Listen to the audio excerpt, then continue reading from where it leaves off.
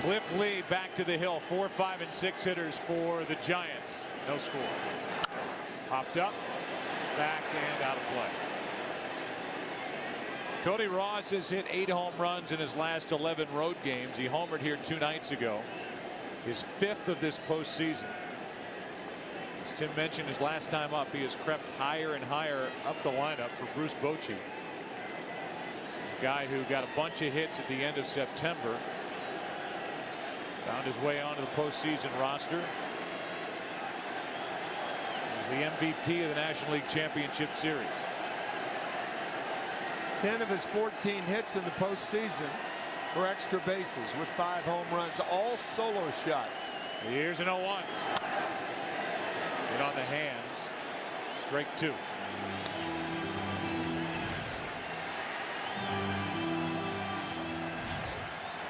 Uribe will follow, and then Aubrey Huff.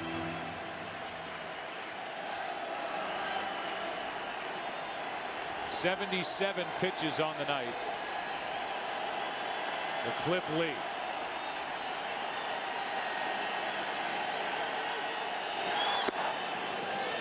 Up and away, ball 1.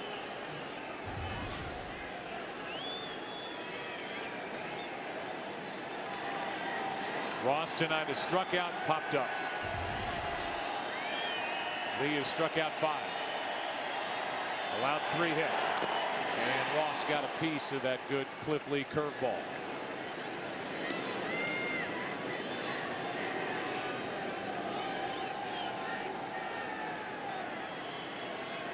Comparison to the 2 starters, the lefty, the righty, similar nights. Lincecum's only thrown 68 pitches.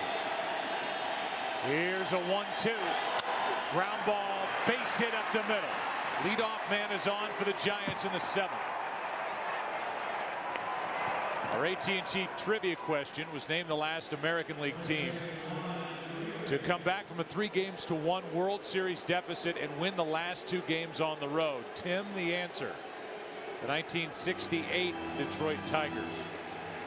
Behind Mickey Lolich, won Game 5 at Tiger Stadium over the Cardinals, and then won Game 6 and 7 at Busch Stadium behind Denny McLain and Lolich again.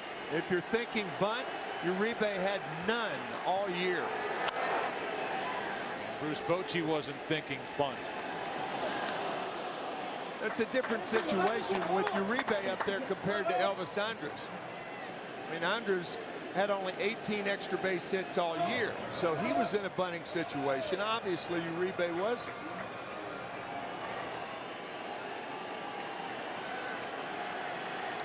Uribe's 0 for 2. He struck out, flied out. Now he's in the hole, 0-2.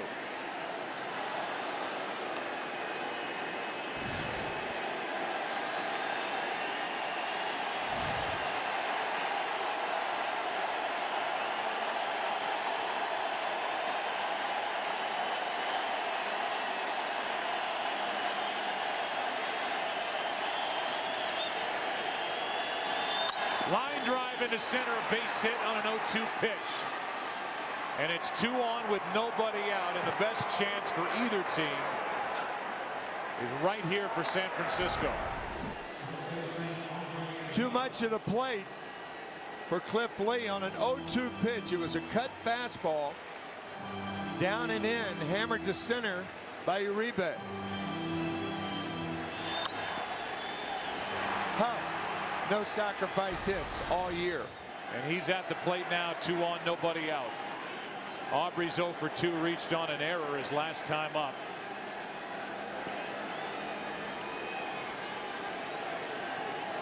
So the sacrifice called for in this situation, but you don't have the guy at the plate to do it. Michael Young is in, even with the bag, maybe a step in front of it at third. And the bunt is a good one. The play by Lee for the out. Second and third, 1 away. And it took a good play by Cliff Lee to get 1 out. What a good bunt by Aubrey Huff. How about that? A sacrifice bunt, his first of the year in what could be a giant clincher. That's unbelievable. 2-run homer last night, a bunt tonight.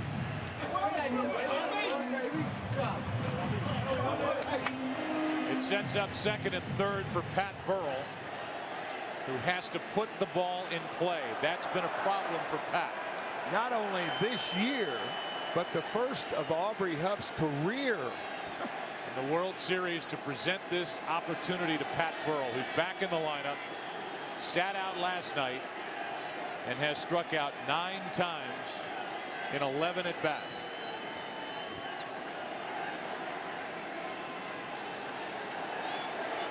The Texas infield comes in. Remember, Cliff Lee has been staying up on Burrell. Burrell, a low ball hitter.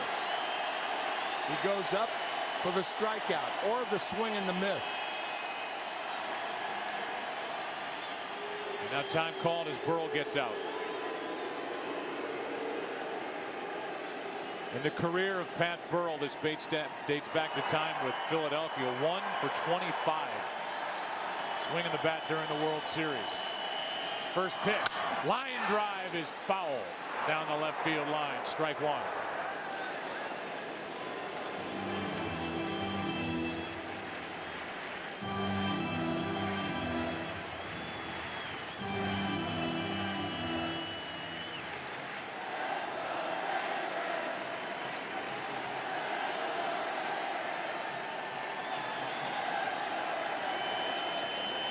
The 0-1.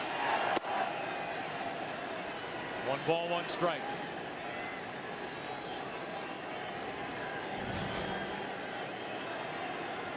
Got first base open.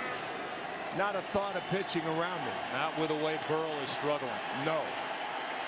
They're going to try for the strikeout up in the strike zone. That would be my guess.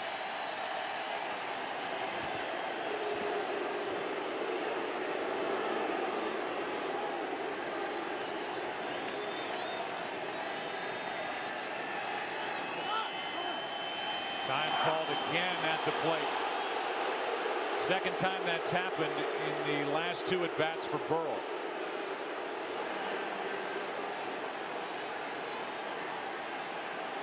Pat Burrell could erase a lot of postseason frustration with 1 swing right now.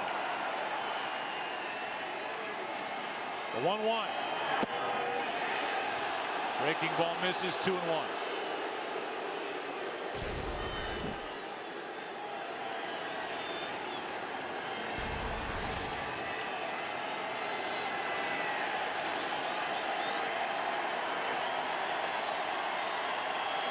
Molina wants to go talk. Remember the conversation a couple of nights ago when Benjamin Molina went out and talked to Darren O'Day. O'Day wanted to come inside the Buster Posey, and Molina wanted the ball away. He threw the breaking ball away, did O'Day, for the final out of the 8th inning on a ground out. I would imagine Molina talked to Cliff about keeping the ball up to Burrell. The 2-1. Strike 2. That was up 84 miles per hour, 2-2.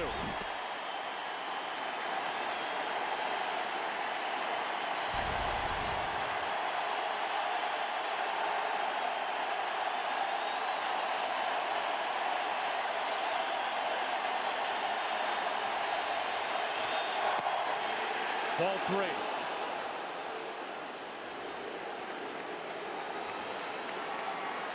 Pat Burrell was at the mercy of where that pitch was going to end up, and it ended up out of the strike zone. Could not pull the trigger.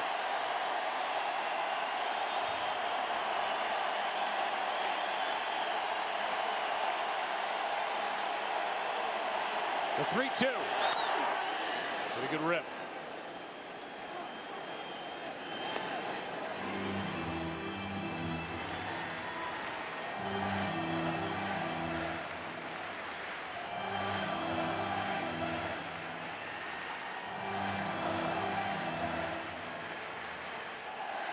Base hit by Ross, base hit by Uribe, a bunt from Aubrey Huff.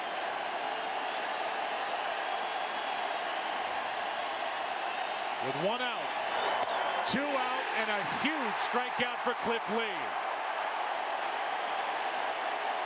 Pat Burrell turned around and asked Jeff Kellogg, strike? It looked like a cutter away. outside part of the plate to get Burrell. It was a cutter away.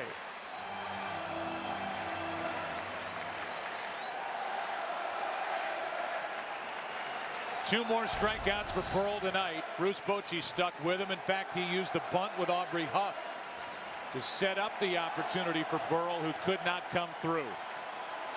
Now it's Renteria right on top of the plate. Ball one up. Renteria's bounced into a double play, popped up. Burrell has struck out 10 times in 12 at-bats in this World Series.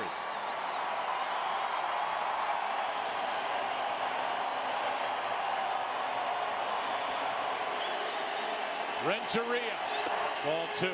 Now you don't have to throw Renteria a strike. He's a much more dangerous hitter than Aaron Rowan, the on-deck hitter. And you do have first base open, and I think that comes into play right now. If you're Renteria, you may think about going out of the strike zone to pick up an RBI. He's a good bad ball hitter. The 2-0 is hit high in the air to left center field. Back is Murphy on the run. 3-run home run, Renteria. And a 3-0 San Francisco lead in the 7th.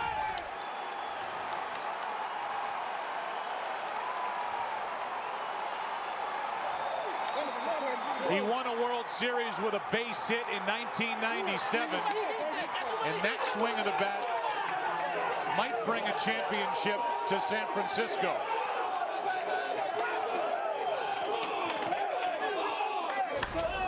Burrell, you can understand pitching to him. I don't know about Renteria.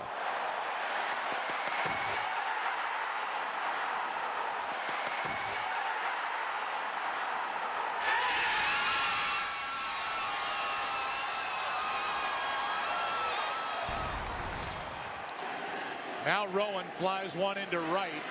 A long run for Cruz, and that ends the inning, but big damage is done. Edgar Renteria, who homered in the 5th inning of game number 2, shoots one out of here into left center field in game number 5. Delivery was up, and Edgar Renteria took care of it.